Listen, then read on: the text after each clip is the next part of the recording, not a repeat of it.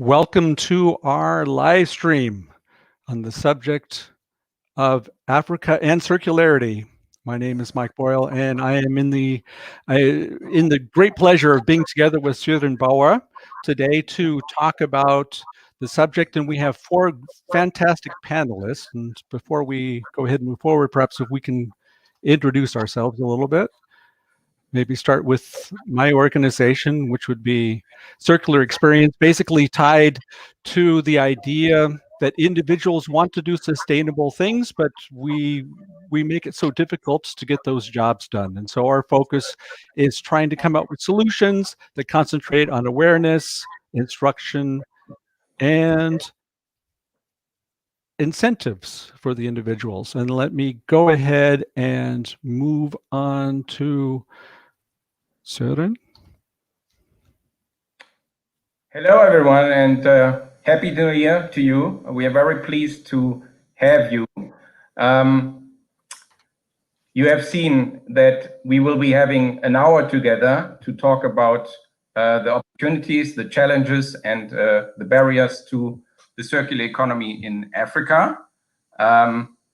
You will be introduced to our four panelists, and we will have a great hour together, I believe.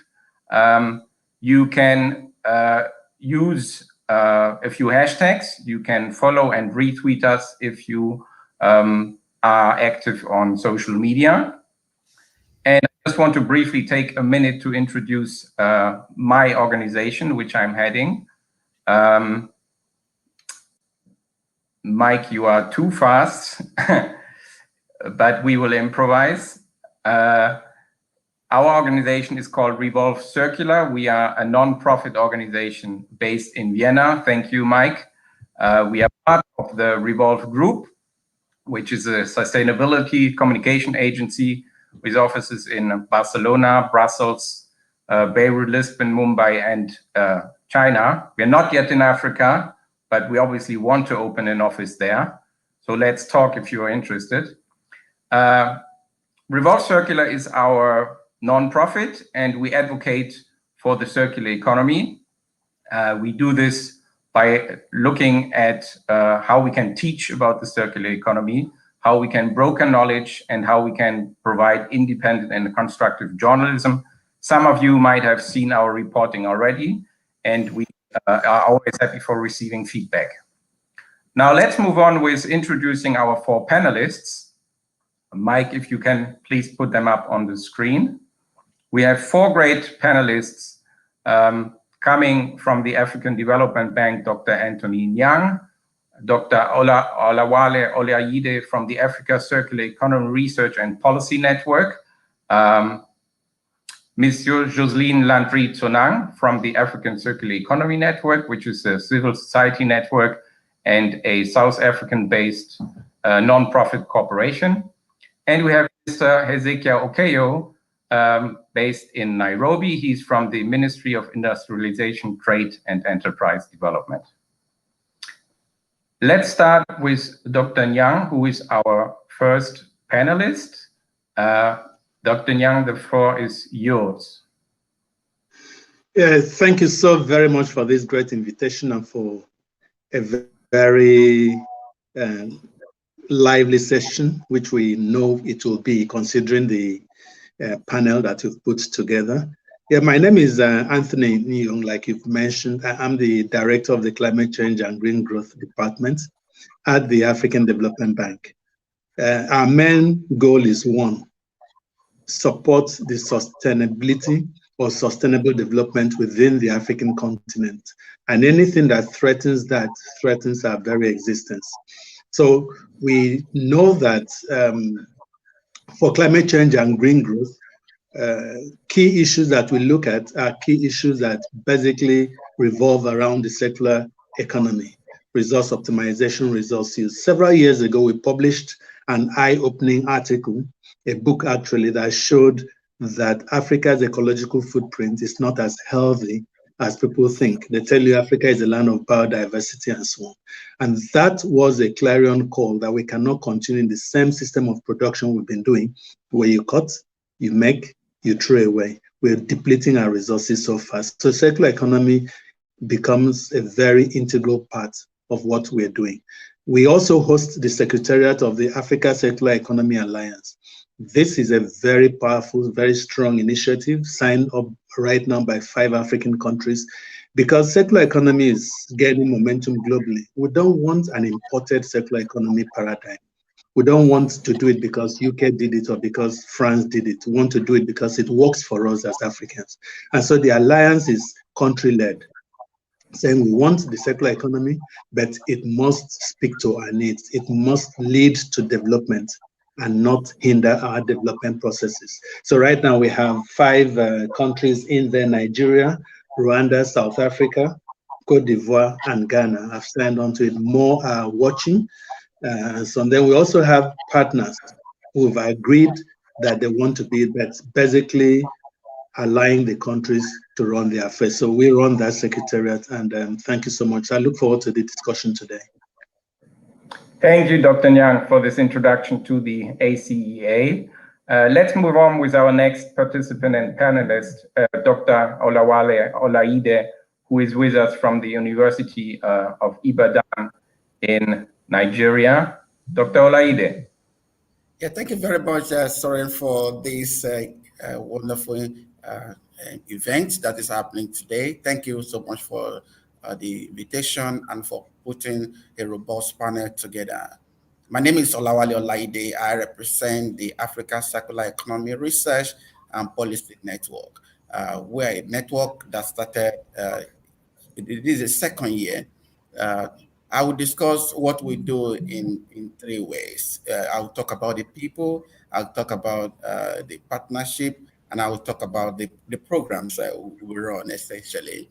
In terms of people, Africa Circular Economy Research and Policy Network is well covered within the continent. We represent Africa in terms of research.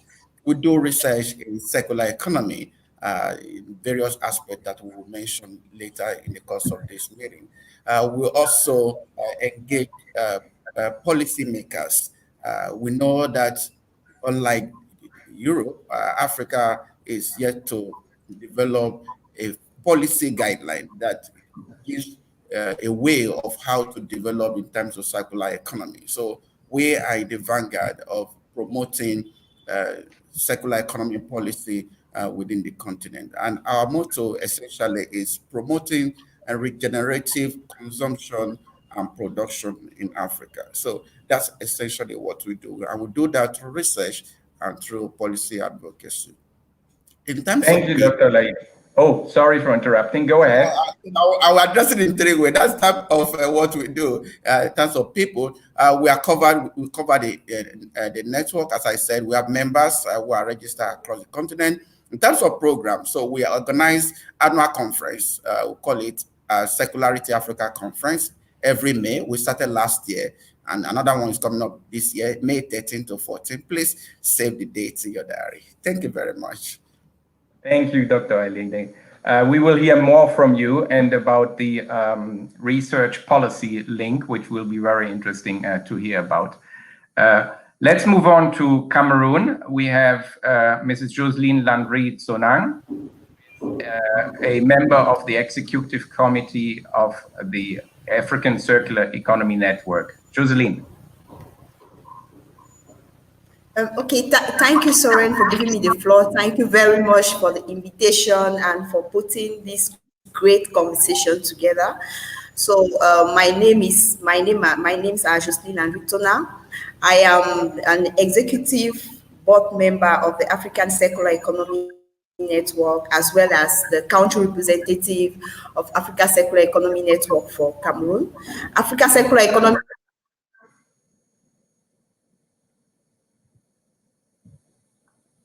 We lost Jocelyne, hoping that she will get back to us.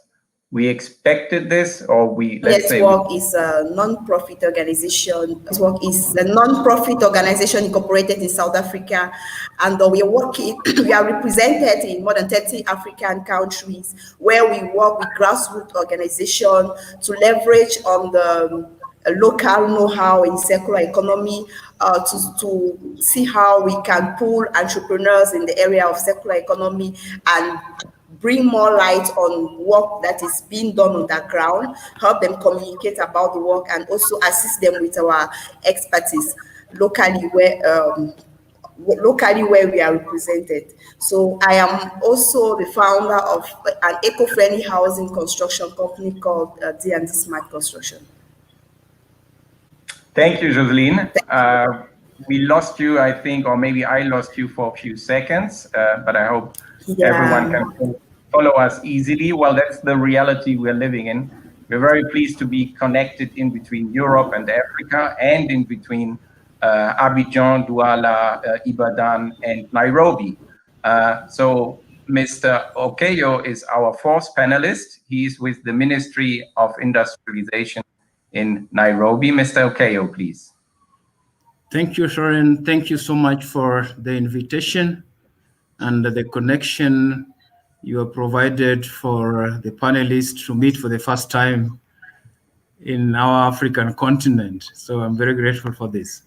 My name is Ezekiah Okeyo. I'm the Industrialization Secretary under the Ministry of Industrialization, Trade and Enterprise Development. And by that name, you can know that our broad mandate is promote industrialization. And for Kenya, it is not just industrialization. We are driving sustainable industrialization under the Kenya Vision 2030 that is geared towards transforming Kenya into a newly industrializing economy by 2030. So we have a lot of programs that under that sustainability agenda that have been involved in. One, we developed, and I was the champion for the Kenya Industrial Transformation Program that provides a trajectory for low carbon resilient and efficient economy. Then I've been part of a program between Kenya government and the government of Denmark called Kenya Manufacturing Sector Green Growth Program. That is providing a platform for Kenya manufacturing sector to transition to circular economy. We are doing pilot programs and projects in existing industrial parks that were not designed for such.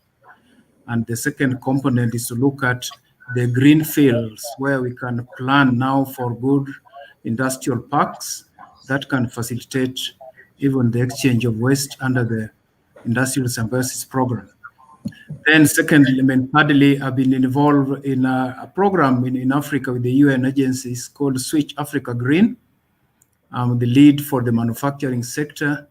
This again is a program that is implemented, I believe, 7 African countries, and it is transformational, focusing on how we can develop programs and activities and projects for sustainable consumption and production in the economy, and mine is focusing on the resource efficiency and cleaner production in manufacturing sector.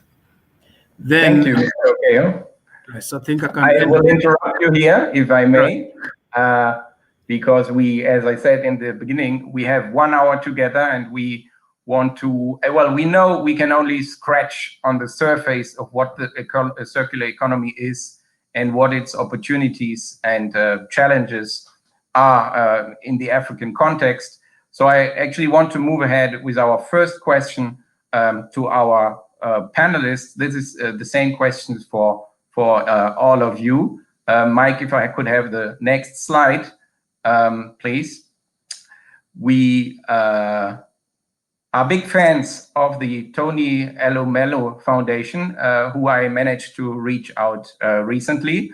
They are empowering young African entrepreneurs each and every year, thousands of them. And our initial question is actually related to that. And we will start with Dr. Nyong. Dr. Nyong, if you had the opportunity to brief young African entrepreneurs, including those from the Tony Elumelu Foundation, how would you brief them on the circular economy and its opportunities? Yeah, thank you so very much, Sören. Let me start by saying this, that Anthony Elumelu is someone I really celebrate and respect as a global entrepreneur, and the heart he has in seeing that he doesn't go alone, but that he has lifted thousands and thousands of young Africans into the entrepreneurial scale. This is something really, really commendable. And it's, you know, we couldn't have a better time to live as a youth than right now under that leadership, under the Tony Elumelu Foundation. I think I'll let the youth know that we live in a world of opportunities. Everyone talks about the good old days, but I can tell you those good old days, there were no computers, there were no laptops like we have now, there were no cell phones that have what we have, the computing power, the amazing wealth of things that we can do right now. But incidentally, we also have opportunities. The circular economy is a global market of about $4.5 trillion. On the African continent, through the nationally determined contributions of African countries, you know, we've been able to identify $3 trillion investment markets. And these are things that young entrepreneurs can get into to doing. It's not just about recycling. We have wonderful youths who are doing things on recycling. You know, we have the recyclers in Nigeria. We have groups like the Safi Organic in Kenya who convert food waste, you know. But let's take a step back and ask, where are the issues? Where are the problems? You know, we realize that the circular economy is ripe for business opportunities, you know. For instance, the opportunities for asset sharing, opportunities to create digital platforms, you know, things we never would have thought of doing before. We look at, there's a guy here that I'm looking at, you know, trying to support. He goes to mines and tells the miners, look, how much energy do you guys use? And they give him some astronomical numbers. And he says, I can optimize your energy consumption, you know, and make you pay much lower. And he's doing that. That's part of the circular economy. It's not until it is waste. I ask the youths to look at the whole cycle. The whole cycle of circular economy is ripe with opportunities, and I would encourage them to go within there. I'll be talking about the fourth industrial revolution later, but I would ask them to hinge whatever they're doing on the fourth industrial revolution. There's a lot of opportunities in there. Thank you. Thank you, Dr. Nyong. Let's move to Ibadan and bring in Dr. Olaide. I hope this will work. Dr. Olaide, what is your view and how would you brief young African entrepreneurs as an academic, as a Nigerian, driving circular economy in Africa? Yes, thank you very much, Sören. As we do understand, circular economy from the academic point of view, there are principles and there are practices. But let me focus on the practices and see how the youth can take advantage of that. One of the principles and practices of circular economy has to do with recycling, for instance. In our cities, there are so many ways that litter the street. Literally, if you take PET bottles, for instance, there are a huge lot of opportunities that the youth can take up in terms of recycling the bottles and linking up with industry that are primary producers of this. They will also have the opportunity of recently I read about BioBlocks. BioBlocks is making blocks essentially from plastics, from waste. And we know that we have housing deficits in Africa, in Nigeria. And if youth can take up these opportunities, there are so many people that live on the street without homes. So we can take up this advantage of providing low-cost housing using local raw materials. Circular economy, by implication, means economy that is regenerative. So you can look at the consumption side, you can also look at the production side and see what you can do. And technology is an enabler. The youth are very versatile with technology. So you can monitor. If you want to go to agriculture, you can do agriculture better than our forefathers. You don't have to use cutlass and hoe. You can use precision agriculture that brings about agriculture that is regenerative in terms of eco-friendly agriculture, or what we call agroecology. You can do organic farming, and you can do precision agriculture in terms of nutrification, I mean, using water and mixing water and nutrition together on the feed. So there are enormous opportunities, as my previous presenter said, and these enormous opportunities are waiting to be tapped by the youth. We have a youth board, and we need to harness this energy of the youth to be able to productive resources and productive use. And as we know that we run the Sustainable Development Goals, and Goal 12 has to do with response to ensuring responsible consumption and production. And we can do a lot.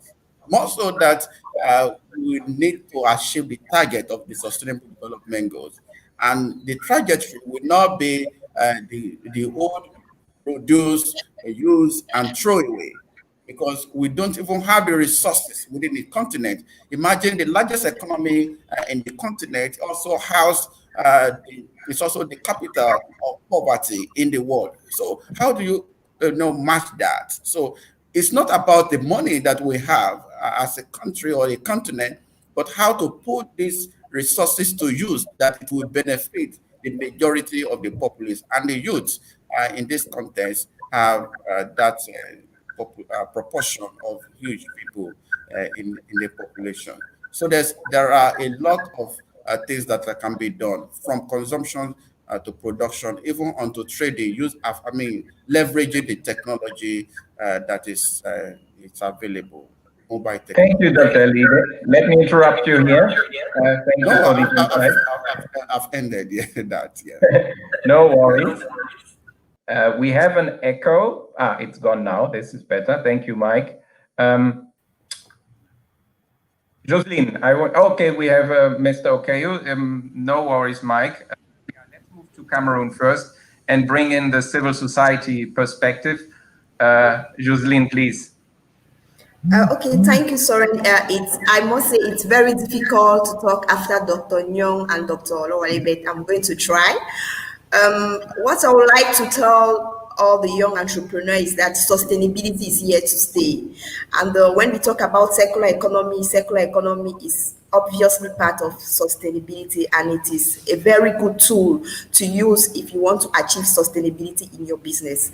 With the breakout of the pandemic, people are becoming more and more sustainability conscious, whether investors, whether consumers, whether business partners. So if you have a greater vision for your business, you better embrace sustainability now, because it is easier to include sustainability when you're still building your processes than to bring in sustainability when the processes have been built already. So they have the opportunity to leapfrog, because we are seeing all big corporates around the world, they are going into sustainability now, and they are not finding it easy. They have to break and to redefine their processes, which is not a simple and easy thing to do. And they have to spend a whole lot, because there are certain processes that they have to break down and build new processes. So when you're entering into business, it's good to build the processes from the base, including circular economy, which is a very, very interesting tool for sustainability.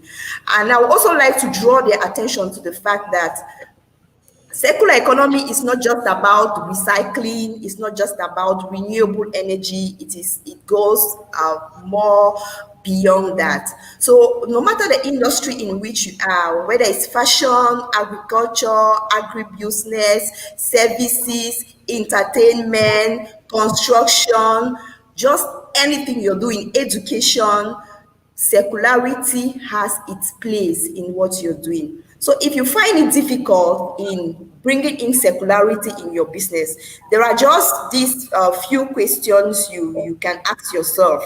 So if you can zoom out the end user and consider the wider network of stakeholders, can you identify how they influence each other?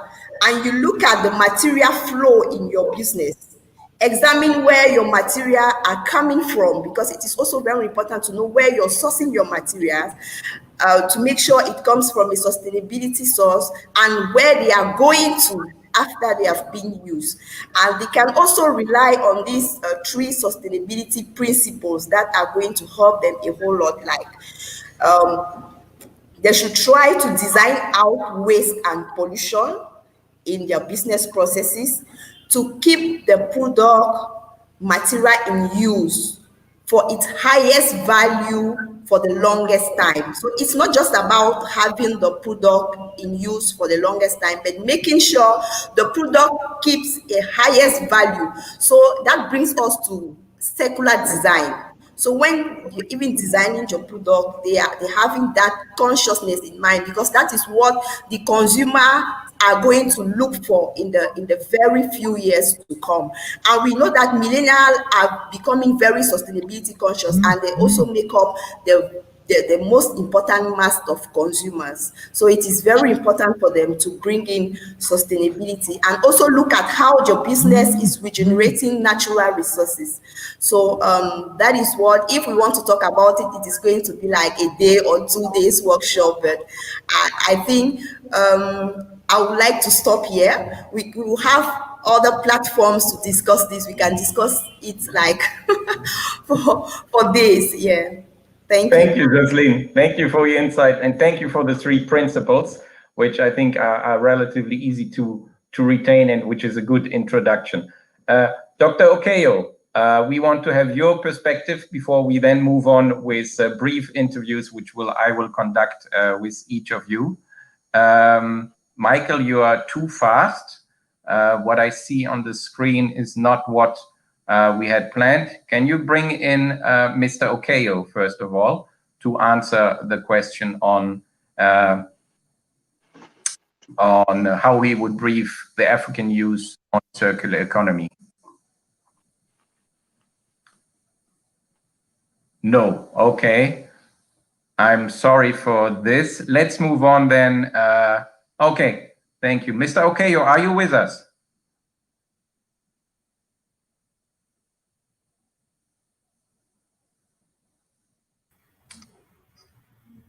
Yes, he is. Mr. Okeyo? Right. Okay. Very good. Sorry about this.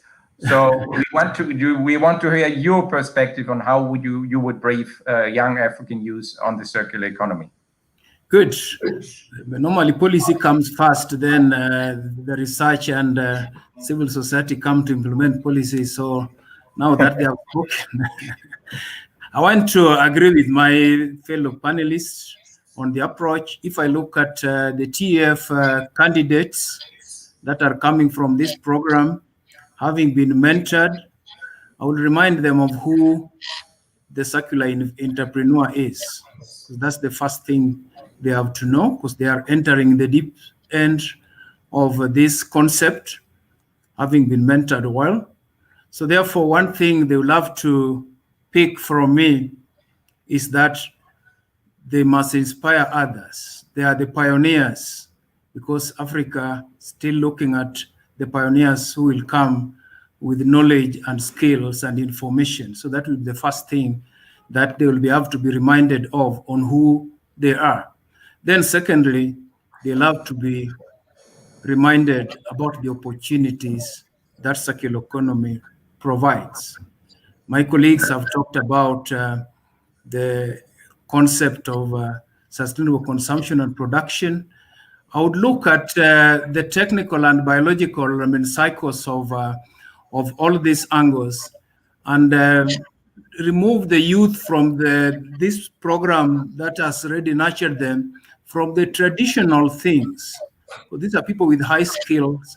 We don't want them to look at the traditional recycling and all that. That is, is common these people should be deep dived into the remanufacturing aspect of circular economy. Africa is consuming a lot of equipments, a lot of gadgets. COVID in Kenya taught us that this group are innovators. And in Kenya, we managed to innovate even ventilators when the whole economy, global economy was locked up, using high quality materials from recovered machineries and tools. Therefore, remanufacturing is a concept and is an opportunity. These people should dive in very, very quickly. Then on the biological side of cycles, I'm reminded of one youth in Kenya who lived next to a small tannery. And when he wakes up every morning, the stench was very strong. And he did microbiology in the University of Nairobi. He isolated the bacteria, and out of the bacteria isolated, he was able to make a solution that now treats the septic tanks where the biological waste from tannery soaking is. So those are the kind of innovations that the youth should look at beyond the digital economy, where smart agriculture is the area where we want to get youth into. We are not giving the youth the hose. We want to give the youth the digital equipment. And from this, they are able also to make those digital equipment from the e-waste that Africa is consuming and importing, and we throw them back again. We should intercept this e-waste, make electronic gadgets that will be used in smart agriculture, where we can control things from their homes where the youth would want to work, and things are working in the agriculture segment. These are the opportunities that we want to expose this cadre of Africans, and we leave the other low segments of circular economy, of traditional solid waste collections and all that to the other segments of society. Thank you, Mr. Okeyo. And thank you for bringing up the element of innovation and the fact that circular thinking, circular policies, circular practices are very much linked to innovation. They can be disruptive.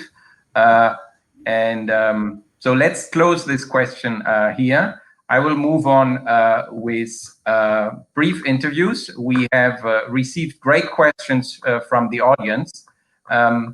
And our first question, Mike, if we could move on with the first question for Dr. Nyong. Dr. Nyong, one of the questions we received was from two and more organizations. I just want to point out two of them. Footprints Africa, a civil society organization in Ghana. They are mapping circular economy businesses all across Africa, and they will soon publish a report about it. And Bright Future Project, a small startup in Zambia, they have asked us the same question. They have read the articles which we produced talking about the African Circular Economy Facility, which the African Bank hosts, and they would like to find out more regarding how the facility works and whether it is actually applicable to small and medium-sized companies. Dr. Nyong. Yeah, thank you so very much, Sören, and thanks for the questions. I really like the questions from Footprints Africa and what they are doing, because peer-to-peer learning is quite important in this landscape that we're all treading. Yes, the Africa Circular Economy Facility, which we host, thanks to the government of Finland and the Nordic Development Fund, is a €4 million facility. That doesn't look much, but it's something we could start with. It basically has two components. The first component, where we've allocated about €2 million to, is to address startups. That's basically business development, and for startups, and also for growth stage enterprises. So we have startups, and then those that have already started in growth stage that need to go beyond that valley of death, where most of our young entrepreneurs find their business ideas. So we help them cross it. Then the other €2 million is basically allocated to capacity building, institutional capacity building, because we've learned from experience that if you do not have that institutional capacity to run these initiatives, then it becomes ad hoc and nobody is there to run it. Eventually, this would need to be mainstreamed within government policies, processes, plans, and strategies. And so if the governments themselves are not aware on how to embrace this and support this initiative, then it becomes a one-off type of funding. So yes, we have resources for that. And let me quickly say, this has been very important because if you know the working model of the African Development Bank, we're owned by countries. And so we give large sums of money to countries. Then the smaller enterprises have always complained, what about us? We have wonderful things to do. We don't need those millions, hundreds of millions to give to countries. We need something small to help us start. So that's why this type of facility has been created. And the objective here is that we support those business incubation work that need to be done. We support those pilot programs that need to be done. We build capacities. Then for the growth stage types of projects, we encourage them because we want them to grow. When they grow, they can then come to us to apply through our private sector facility now that gives big sums of money. Most funding agencies you find are the big ones. They want big ideas, but how many of them are available? How many of us are available to help get these smaller ideas to get to the point of viability? So that's what this fund is going to be doing. And we hope that the growth stage project, that when they become successful, they can scale up and then come to us through our private sector facilities. Or they can actually work with governments on PPPs, public-private partnerships, and come to us for the bigger sums of money. So please, colleagues at Footprint Africa, we really like your work. We would want to have copies of your report when you're done, to know who is doing what where. That will really help us to see how we can scale up these activities. And also to let you know that, yes, it is for these small startups and small, medium-scale enterprises, small and medium-scale enterprises that we've set up the Africa Circular Economy Facility for. Thank you. Thank you very much. Well, I think they will be very satisfied. Let's move to the next question. I have received a different question coming from Germany, but actually from a person who is originally from the Ivory Coast, Hussein Diabaté. He's the Africa Director at the GOPA Consulting Group in Germany. He read the reports which were recently published by Trinomics and the African Circular Economy Network on the Circular Economy Africa-EU cooperation. They have produced 8 reports on 8 countries. And Mr. Diabaté, he's wondering, what should Africa and what does the AfDB and the ACEA expect in terms of collaboration from non-African partners such as the EU and others? Yeah, thanks. Thanks to that. Let me quickly point out here that the secret to addressing any of these issues on the African continent will be through partnerships. No single institution can address Africa's circular economy or any other initiative for that matter. So partnerships are very important. We would really like to thank the European Commission for taking the initiative to support the countries that are doing, to build their roadmaps and their strategies for the circular economy. This is very important. I also want to commend the others, for what they are also doing. UNEP, there are several organizations that consider this very important, and they're putting in their resources in there. This is quite commendable. The only thing I would wish to ask is, there's a tendency that we can be running in different directions, that at the end of it, we really can't aggregate what we have done. There's a tendency that we can replicate and duplicate things without knowing who has already done what and passed on where. And so it becomes very chaotic. To solve that problem, the Africa Circular Economy Alliance is there. It's basically led by African states. I think it would be good for coordination, and cooperation to see what is it that you can do as a part of a puzzle. What can I do as a part of a puzzle? What can the other institution do as part of a puzzle? When we put them all together, we have the entire landscape covered, than constantly trying to see how we duplicate or replicate or triplicate, in some instances, initiatives in one spot. So the African Development Bank hosts the Secretariat of the Africa Circular Economy Alliance. Would expect to see a lot of cooperation. We are seeing that already. We're working with World Economic Forum, still supporting the Secretariat. We've seen these other initiatives. So I think it would be important that we get together and support African countries from an African perspective, and let there be coordination. The African Union Commission is also into this, So the important trick here would be, how do we collaborate, And that's why we've opened this up. Let me also mention that the cooperation is not just between developed countries supporting African countries, even amongst ourselves. We have established the Africa Continental Free Trade Agreement or Free Trade Area. It's going to play a very important role in promoting circular economy across the continent. We need to share ideas, we need to share thoughts, we need to share our plans and strategies, working together to ensure that we all gain. If there are standards to be developed, how do we lead to those standards?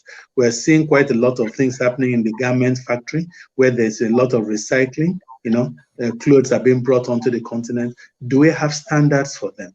Do we have standards for materials that will be trading across these zones that drive circularity? So there's a lot that is being done, and there's a lot more that needs and can be done. But the important thing is we will continue to cooperate, work together, create economies of scale, and allow circular economy to work and expand on the African continent. Thank you.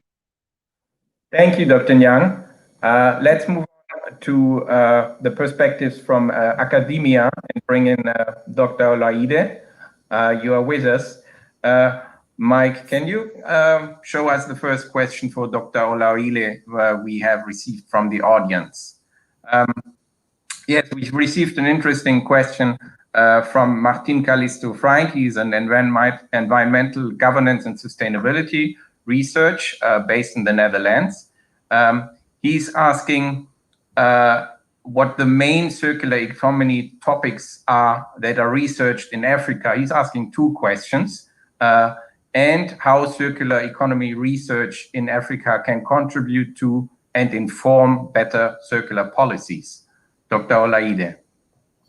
Yeah, thank you very much, Sören. You just asked about the type of research that's taking place in Africa in relation to circular economy.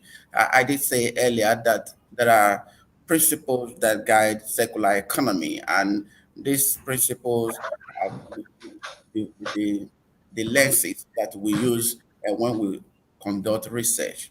So basically, there are so many areas, but let me mention a few areas. And the areas of research are based on our problems. So we identify the problems and we try to solve them. So one major problem is waste and waste management. Now, when we talk about waste management, we talk about electronic waste and plastic waste. So these two areas are the areas that researchers in Africa are trying to engage to solve the problems. And one way of solving the problems and solutions they are preferring has to do with, for instance, if you talk about recycling of plastics, and this is a very great area that is still enormous, that has not been exhausted, because we still have a lot of plastics that litter the streets due to the consumption pattern of the people in the continent. Then we also talk about electronic waste. You know, I know most of the audience will be familiar with the fact that Africa is a major importer of fairly used or reusable electronics, and that's as you phone, everything that use gadgets, electricity to work in terms of computers. When these gadgets come to the continent, they end up here practically. It's like dumping because after a few years of use, people don't have what use to put them into. But research has been undertaken to find out how you can remanufacture this, you can repackage, you can also upscale some of these gadgets and plastic that are used through consumption of soft drinks and bottled water. So the area of plastic and electronic waste are the areas that researchers in Africa are trying to solve the problem. Don't forget, I said we need to solve our peculiar problems. So these are the peculiar problems in the continent. And how are these informing policy? We know that there's a way of addressing this in terms of policy. So we have a policy that is called extended producer responsibility. Who are the people producing this, or who are the polluters? So we talk about polluters paying. So how do we enforce a policy that will make polluters, those who produce plastic and don't care about the end use of the plastic, to pay for it, or have a way of taking up a byproduct, as it were, to recycle or to upscale? So these are the areas that we are working on as researchers within the continent, to making sure that there's a continental policy that make sure or ensure that polluters pay, and that there's a way of extending the responsibility beyond just selling the product. There's a way they take care of the life cycle of the products that they produce. So these are the areas where people work within the continent. One other area is, apart from the products from industry, we also have, because Africa is mainly agrarian, so we talk about bioeconomy. How is bioeconomy propelling circular economy in Nigeria? And that has to do with agriculture and green innovations within the continent. So those are the areas of research and policy that we are trying to address. Thank you, Dr. Oloide, for mentioning two important principles: extended responsibility and the bio-based economy, which is not an either or a question. There can be a bio-based circular economy. Let's move on to the next question, which we received from many of you as a reaction to the title we gave to this live stream. People want to be hearing from you what the comparative advantage that Africa and African countries can have with respect to the circular economy, and how governments and societies can cooperate to leverage their circular potential. Dr. Olaide. Yes, thank you very much once again. Yes, there are enormous potentials in Africa. We say, is Africa ready for circular economy? Yes, we are ready, because of three things that I will identify. We have the population. So when we talk about economy, we talk about the market size. And market size is correlated with population, people consuming population. So we have the population. The second one is that we have the technology, okay? How be it adopting the technology. The third one is that we have the resources. So when you combine these three entities, you will find out that Africa is in the right position to take up circular economy. Let me start with resources. There's actually any resource, apart from human resource, which I refer to population, in terms of natural resource that is not in Africa. Talk about mineral resources, talk about agricultural resources that are regenerative, extractive industry. The extractive industry is propelling most of the circular economy issues that we throw out in the population. So when you have these in abundance as we have in Africa, then it's a leverage that we can actually harness. So we have the natural resources in terms of biodiversity. We are abundant in biodiversity, and our economy can be regenerative from there. We have the population especially of youths that are more receptive to technology that drive circular economy. So we can say that circular economy in Africa will be a go-to because it is the next generation of how to develop. And if we're talking about sustainable development, we have to use the circular economy as a handle to achieve that, because that is where we have our comparative and competitive advantage as regards circular economy compared to other continents or countries. Thank you, Dr. Laide. Those were great insights. We're moving on with the civil society perspective from Joseline Landry-Sonang. We received a few great questions for you. Again, we can only bring up 2 of those in our live stream here. The first one is about a recent development in your home country, in Cameroon, where the parliament created what they call a parliamentary network for the circular economy. This question came from Nadej Chasep, who is a PhD candidate in biotechnology. And she's asking, what is the background of this parliamentary network? What do they do? How did it come in existence? And what is the future of circular policy making in Cameroon? Joseline. Okay, thank you, Sören. The network of parliamentarians for the promotion of circular economy came out as a result, that is according to the coordinator of the network that we met some time ago.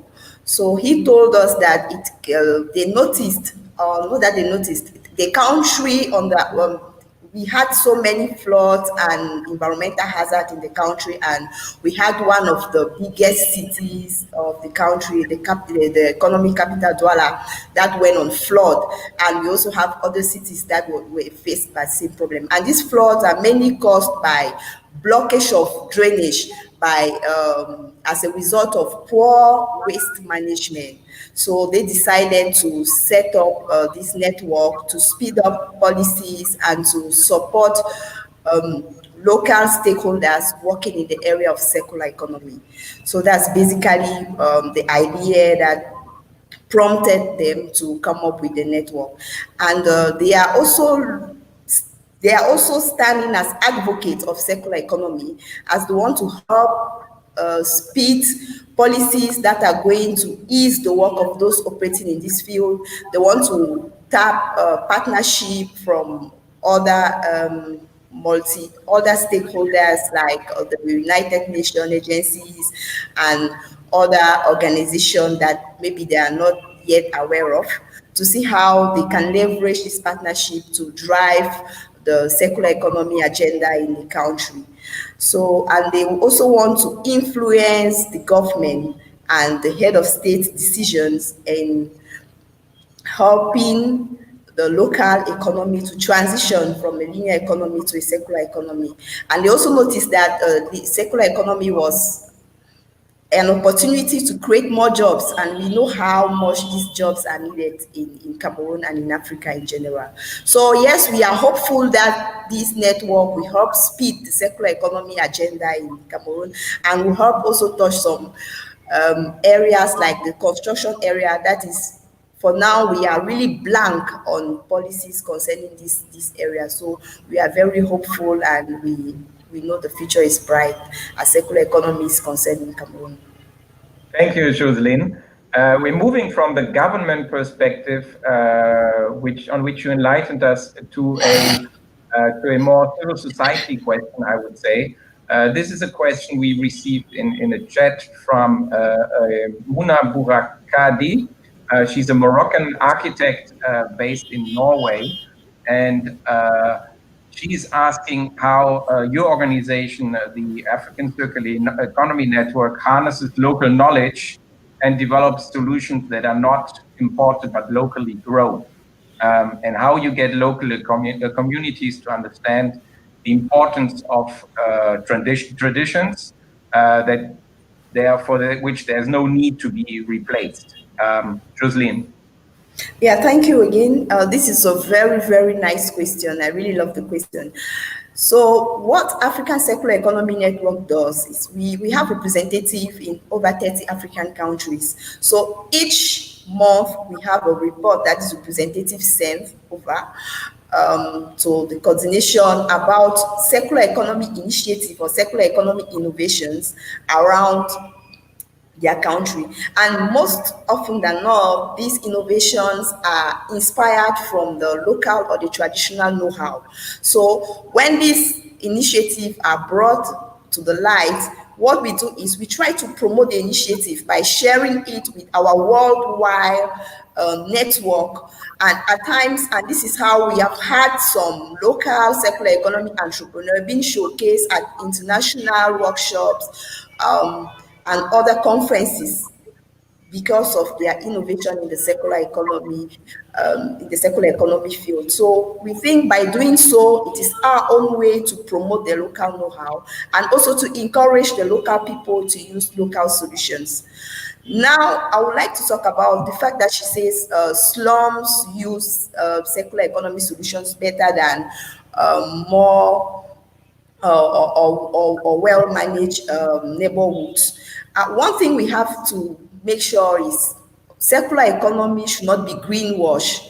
So circular economy should be sustainable. It's true in slum area we have like earth, wood, material, or bamboo that is used, but it is not used sustainably. So if a pro circular material is used but not used sustainably, we cannot say it is a circular economy solution, because we need to make sure the material keeps a high value on the longest time. For instance, when we have mud constructions in slums area, these homes are not comfortable, they are not durable, and they cannot last for long. But for instance, if we use same material like the earth and we do maybe compressed earth bricks that are going to stay for a longer period in use, and that will maintain a high value, that will give the people or the inhabitants the comfort that they need,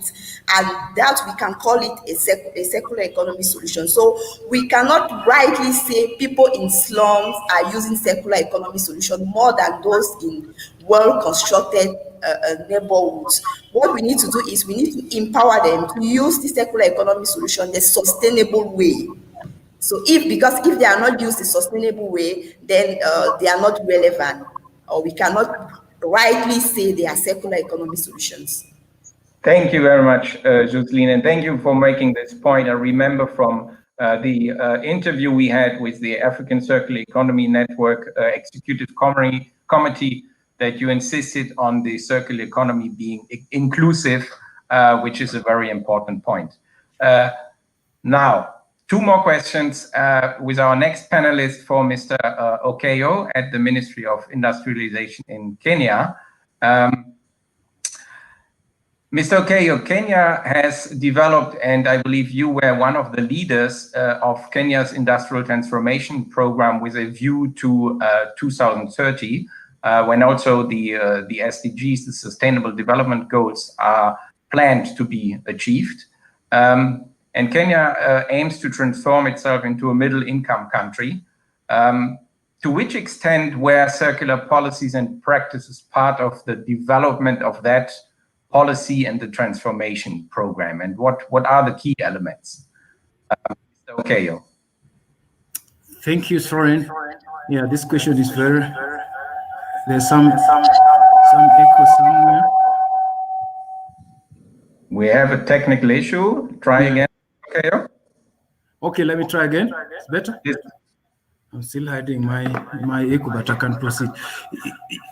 In the development of hey, the echo is still huge. Yeah, let us just Mike, can you help us out? Is there something we can do about the echo, or should Mr. Okayo, can he go on? Okay, let me try. Yeah, in the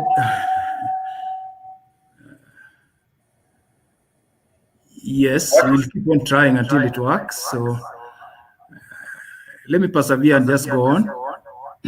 You might have a loudspeaker on, so let's see. Can you maybe turn down your loudspeaker? Have another device which is online. We apologize to the audience. This is live.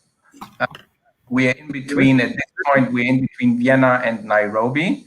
I hope you're enjoying it while we sort this out. Maybe you try again. Mr. Okayo, try again. Maybe you switch off your phone. Is that this is better. Go ahead. Yes, I think that's better. Thank you. Okay. So back to Kenya's transformation program and the role of circular thinking, if you will, in terms of developing that transformation program and Kenya's industrialization policy. Yes. So when we are conceptualizing in the development of the Kenya Industrial Transformation Program, we normally abbreviate it KITP. We recognize that circular economy would be used as a concept towards leveraging us to sustainable development. And sustainable development is one of the core national values and principles in our Kenya Constitution.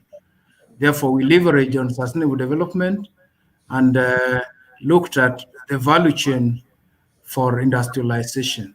So this value chain systems approach enabled us to look at what are the inputs that come into the industry, what are the processes that go on, and what are their outputs and how do they reach the market. So with that systems-wide approach, we are able to relook at the policies, that is sectoral policies, that cover those inputs, the laws, the strategies and regulations about those three segments of the value chain, and we are able to identify where gaps are. And as a result of the KITP, those gaps are being addressed in terms of new sectoral policies. Like in agriculture, it informed the new agriculture sector transformation program, which was developed in 2018 after the KITP.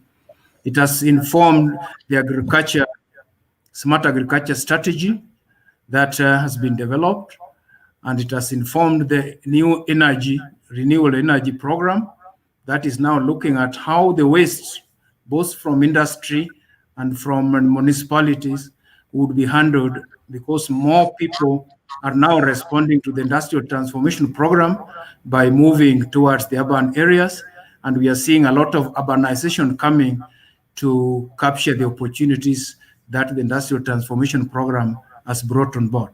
So that is how we managed to look at the value chain, and as a result, we have specific programs, 3 programs that are targeting waste management. So from the waste management, there's high energy generation from the thermal processes, which are waste from industrial enterprises like sugar mills, the coffees, and we are seeing a lot of innovation in the biogas technology from the agro-based industries, and we have seen a lot of movement towards the new environmental friendly technologies like solar. In fact, Kenya is leading now in the wind technology that has added a lot of megawatts into the national grid for electricity generation.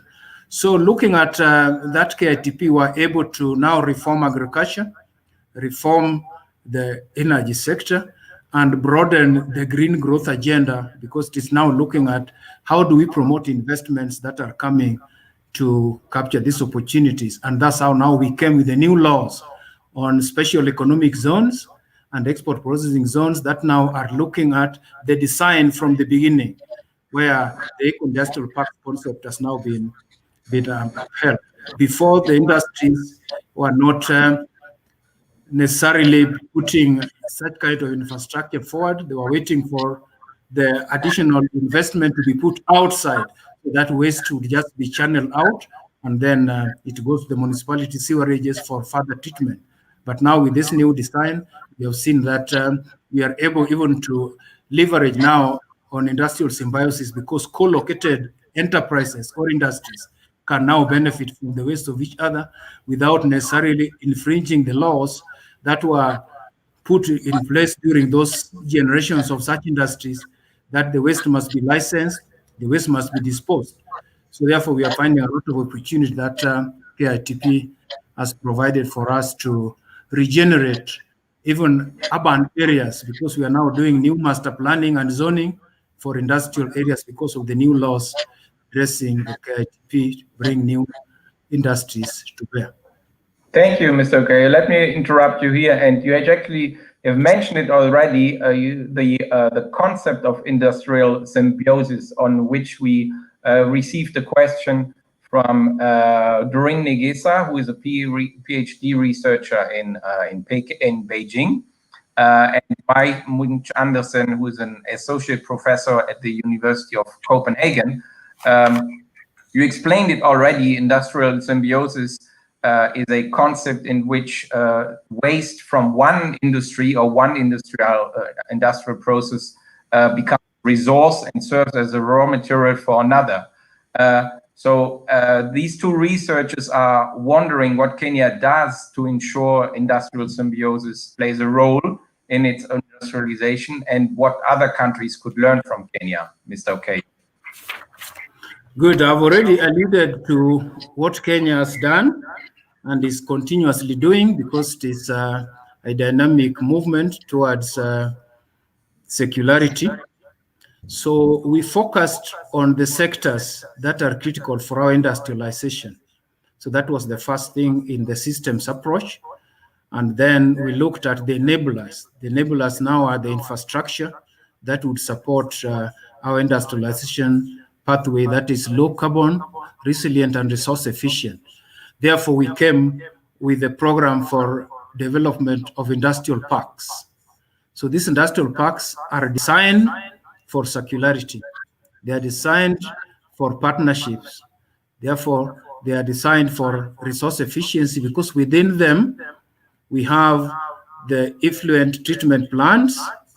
Therefore, the waste that comes out, first of all, is sorted and is characterized, and the primary treatment would link those who would capture the industrial symbiosis opportunities. So our special economic zones regulatory framework, it's Special Economic Zones Act, and the Export Processing Zone Act, and the mechanism that come with the incentives around them, has enabled us to capitalize on industrial symbiosis without necessarily affecting the existing laws that were put on board, because they are co-located. I think that is the key thing that we learned with the existing laws, and I think most African countries suffer from this. Industrial areas are mixed with the residentials and mixed with the social amenities. Therefore, you are forced to carry this weight to a different place, passing over settlements and all that. So therefore, the waste management regulations are very stringent. With our co-located facilities, with gated enterprises, therefore it is easier to create opportunities for industrial symbiosis. And we have already yes. Let me interrupt you here. I'm aware our first hour is gone. Our live stream was planned for an hour, but we will take it for another 10-20 minutes. As people realize, I believe, we can only scratch on the first surface. We want to move to a panel discussion, which my colleague Mike Boyle from Circular Experience will now moderate. Mike, please, the floor is yours. Thank you very much, Sören. And thank you very much for all of you who have stuck around with us so far. It's been a very interesting conversation. But the idea is to perhaps throw in some lighter questions to get some interaction between the various panelists as they don't know each other. And I think this is a great opportunity for them to actually go ahead and perform an exchange. So my question to all of you is tied to this vision that we have for 2030. And we keep talking about 2030, the SDGs, and our goal is to reach circularity. So we've reached it. We've reached circularity. What does that world look like? And I'd like to start with Jocelyn, if I may. Jocelyn, can you describe to us what that world actually looks like? That looks like a world where people are healthier, happier, and I think if we can achieve both, then we've had everything. Because I will still take us back to the pandemic. The pandemic taught us like what are the most important things that we really need in life: happiness and health. And I think circular economy agenda is straightforward into that, into health and happiness, because it is an inclusive agenda that cuts across all the all the sustainable development goals, and making sure no one is left behind.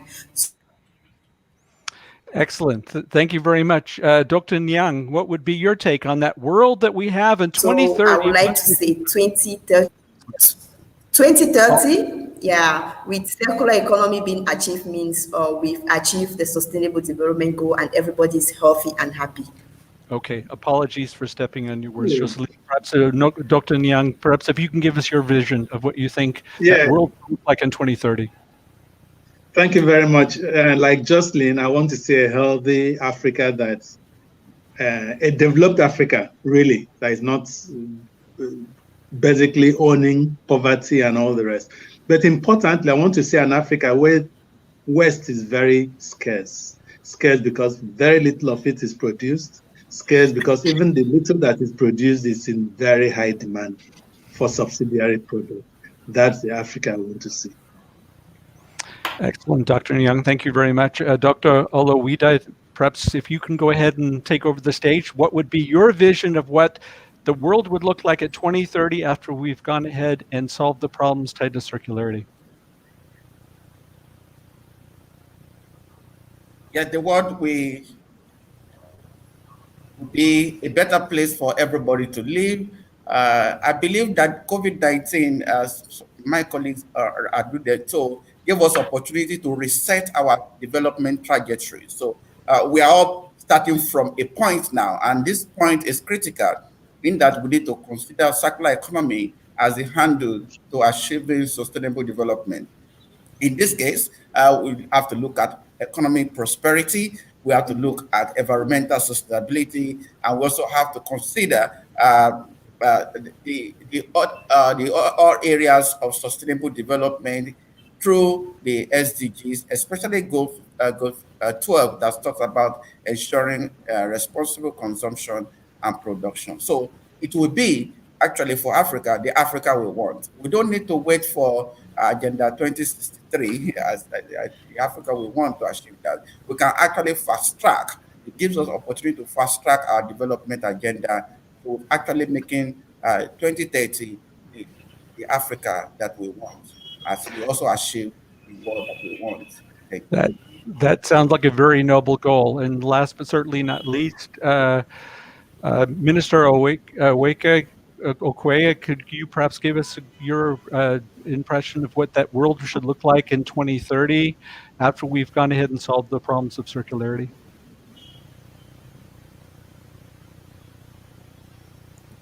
Yes, sorry, again, it look like the echo is back.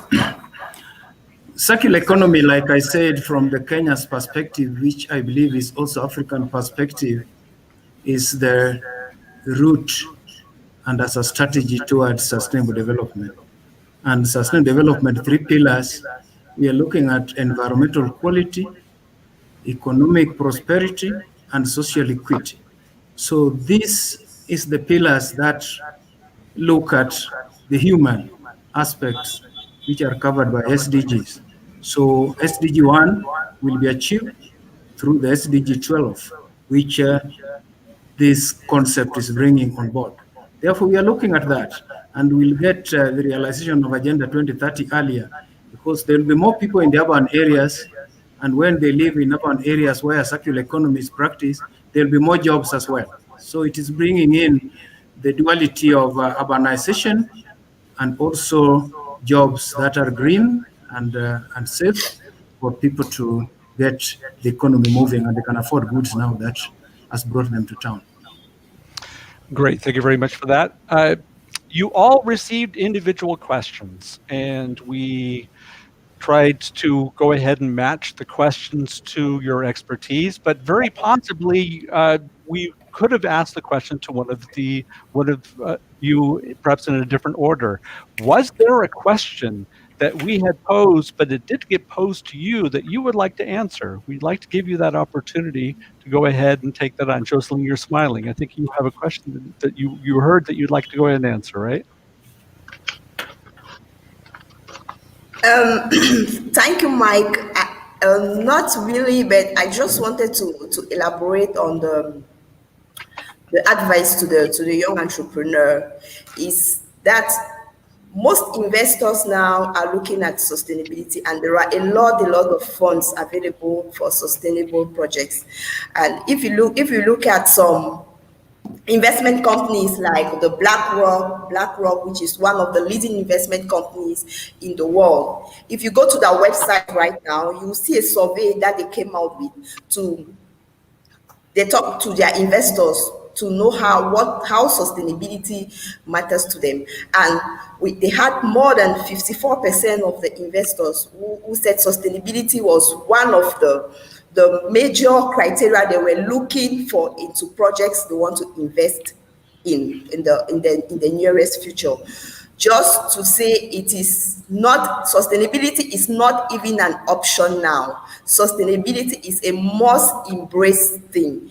No matter the industry in which you're operating and you want to scale up, because I'm not sure there is an entrepreneur who is starting a business today, even if they're starting the business with $100, they do not want to stay at the $100 level. They want to go and attend the $1 billion company. Everybody wants to grow, everybody wants to scale and sell across the world. So if you want to do that, please make sure you incorporate sustainability processes right at the foundation of your business. And that is and circular economy is the best tool at your disposal to incorporate sustainability in your processes.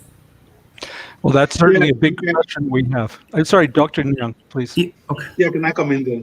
Thanks so very much. I think I'd like to quickly chip in into the comparative advantage Africa has.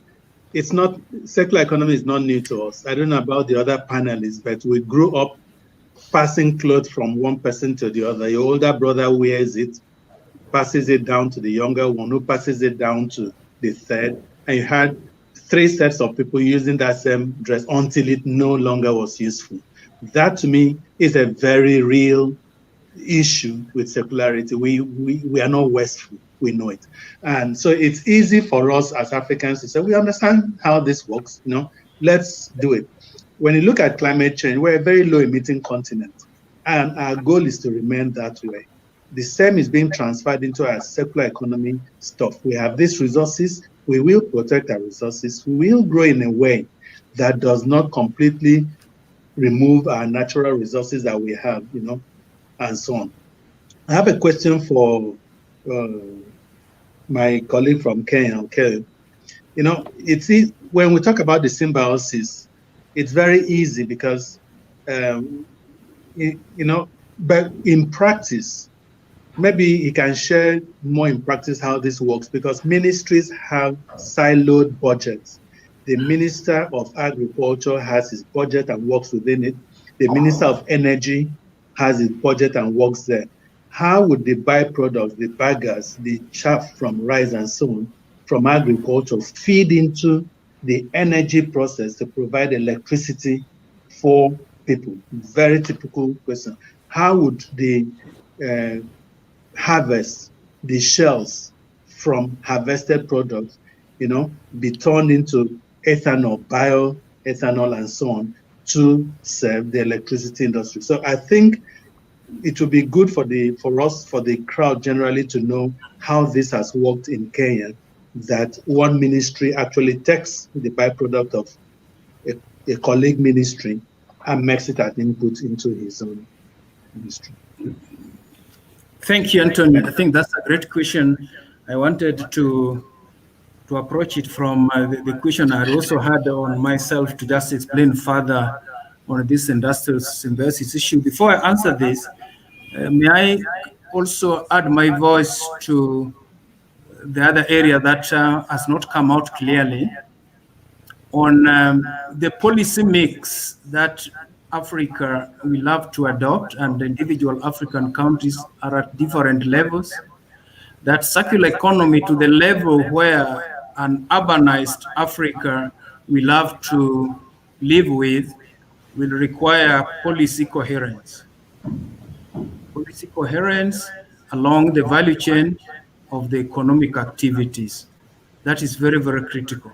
And this policy mix is a mix of regulatory and incentive frameworks. And this is what Kenya has exploited on the plastic sector. When we banned the use of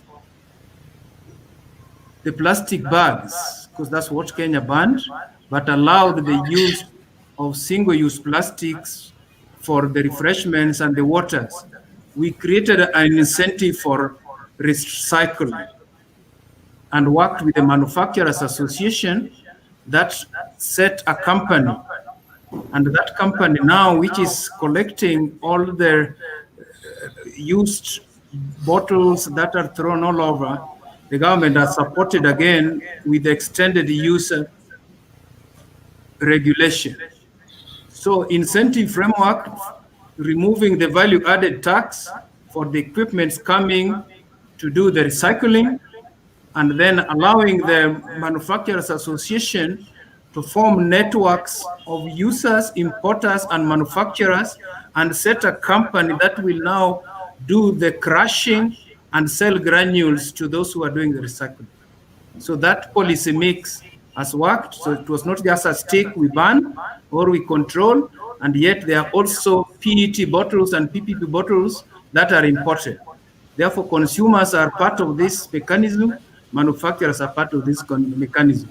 So therefore, that framework for enabling investment to come through incentive framework has enabled Kenya to manage and is managing the plastic sector.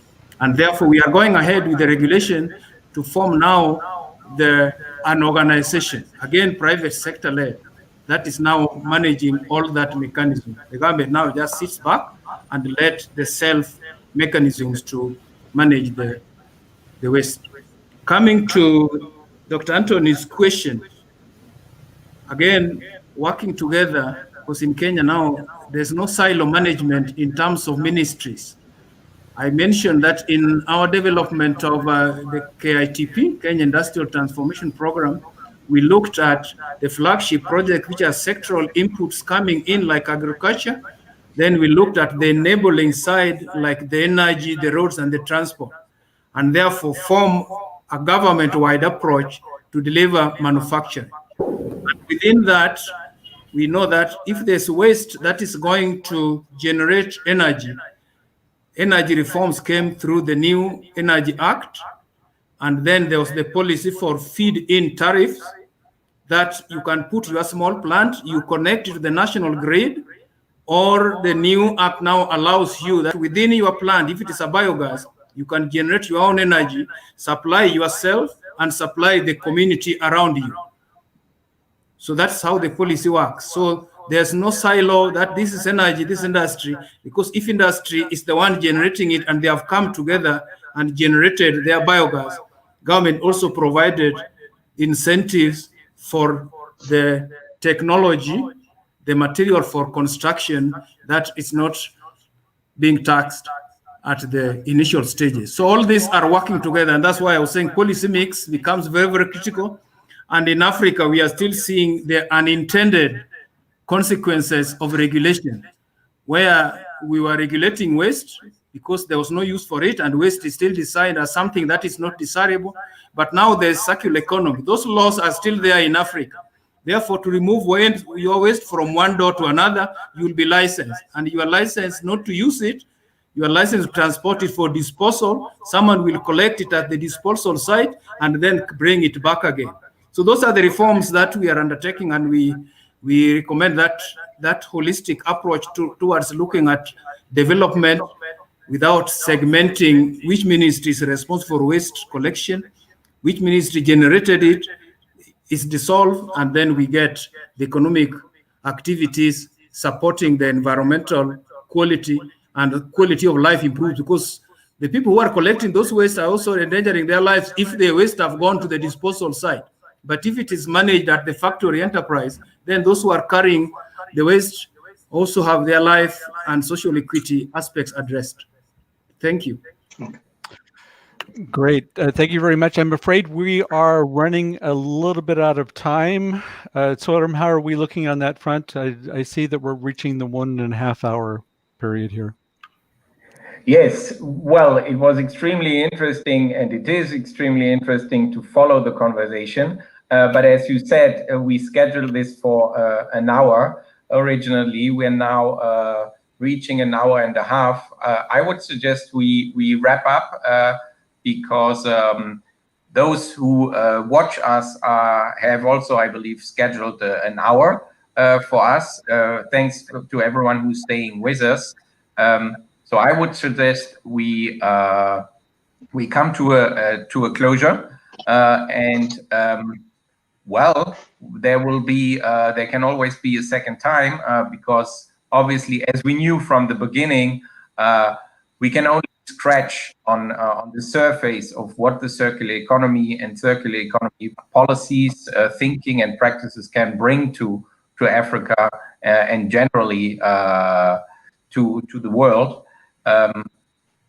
So let's briefly close this up, Michael,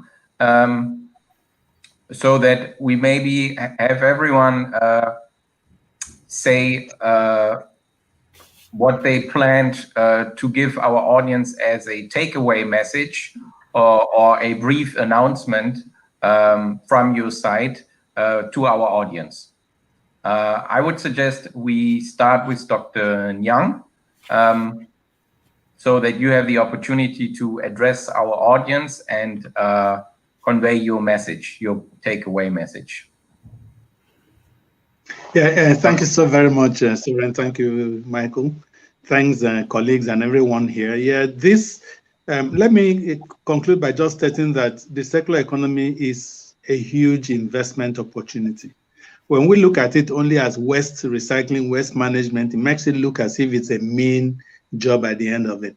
But there are opportunities upstream that we need to get into. Even the opportunity for cleaner manufacturing, like my colleague has said, it's not just about after consuming the waste that comes out of it. But importantly, I really want us to see this as an important entry point into the fourth industrial revolution. This is all about digitalization and optimization, which are hallmarks of a circular economy. Africa's resources are scarce, very scarce and finite, especially in relation to the growing population.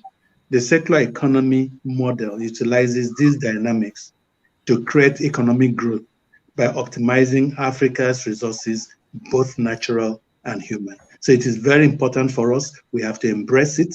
For countries that are yet to embrace this, I invite them, please come onto the Africa Circular Economy Alliance. It's a very powerful platform. And I look forward to seeing and having more of these conversations in the future. Thank you. Thank you, Dr. Nyong. Dr. Oloide, what would be your takeaway messages for our audience, please? Yeah, thank you very much again, Sören. My takeaway message for the audience is to think secular and act secular. And as I said earlier, circular economy is the handle of sustainable development, is the handle of sustainability. So if you say you are practicing sustainability, the best way to demonstrate is through circular economy. And globally, investments now encourages people to have some form of sustainability plan in their profile. So one way to demonstrate it is to say that you are practicing circular economy through social empathy that businesses try to encourage. And for us at ACEA, we are in the vanguard of promoting research, because there's still a lot that we don't know about circular economy. As my colleague said, it's not just about greenwashing, it's about practicing the principles of circular economy that encourages regenerative consumption, production, and even trading. So there are still a lot of things to learn, and we as academia, we still in business, we want to explore a lot of options in promoting solutions in the continent. We know we have a lot of problems, development challenges, but circular economy offers us that leverage to be able to catch up with the rest of the world and promote sustainable development. I also want to seize this opportunity to invite everyone to our second edition of Circularity Africa Conference that we hold in May this year, May 13th to 14th. It will be both virtual and physical. So please save the date and we continue the conversation. Thank you, Dr. Olaide. We take note of your invitation and the date is already saved. Jocelyn, what would be your takeaway messages, and what is it that the African Circular Economy Network wishes to tell our audience?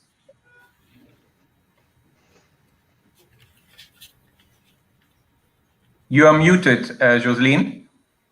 You need to unmute you, please. Yeah, thank you. Thank you, Mike. My takeaway message will go straight to all entrepreneurs, because I am an entrepreneur myself. So we need to think about the 3 circular economy principles when you're coming up with your business. How is your business going to design out waste and pollution?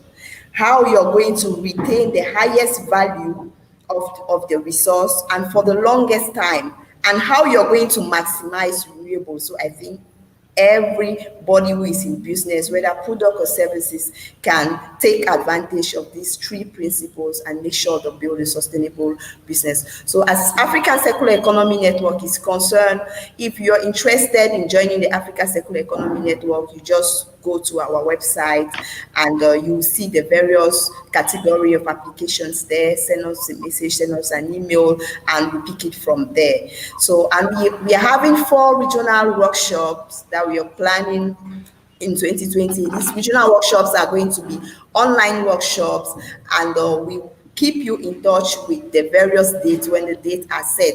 And we're also planning the very first Pan-African event on circular economy that will take place in 2022. So keep in touch with us via our website and all our social media handle to get the best of circularity in Africa.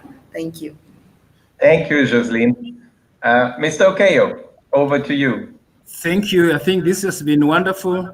My parting shot is Africa is not behind in circular economy.